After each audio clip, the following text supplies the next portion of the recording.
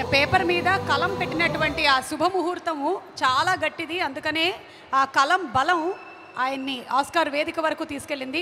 చంద్రబోస్ గారు శుభాకాంక్షలు తెలియచెప్తూ ఉన్నాము.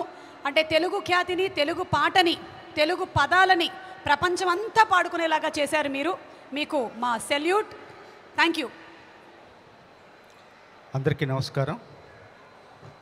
సంతోషం పురస్కారం అందుకుంటున్న శుభ సందర్భంలో ఈ పురస్కారానికి నన్ను అర్హుణ్ణి చేసిన సంతోషం యాజమాన్యానికి, మా మిత్రుడు సురేష్ గారికి మనస్ఫూర్తిగా ధన్యవాదాలు. ఈ సంవత్సరం నా మీద పురస్కారాల వర్షం కురుస్తోంది. ఇది ఈ సంవత్సరం నేను అందుకుంటున్న 9వ పురస్కారం ఇది.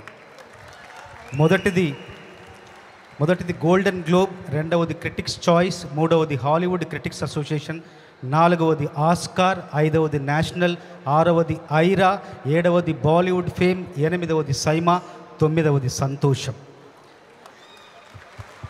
ఇదంతా 28 ఏళ్ల కృషికి ఫలితం ఒక సంవత్సరం లభించిందని మనస్ఫూర్తిగా విన్నవించుకుంటూ, నిరంతరం చిత్తశుద్ధితో నిజాయితీతో కృషి చేస్తే ఎప్పుడో ఒకప్పుడు మనకు రావాల్సిన బాకీ ఖచ్చితంగా వడ్డీతో సహా వస్తుంది. ధన్యవాదాలు.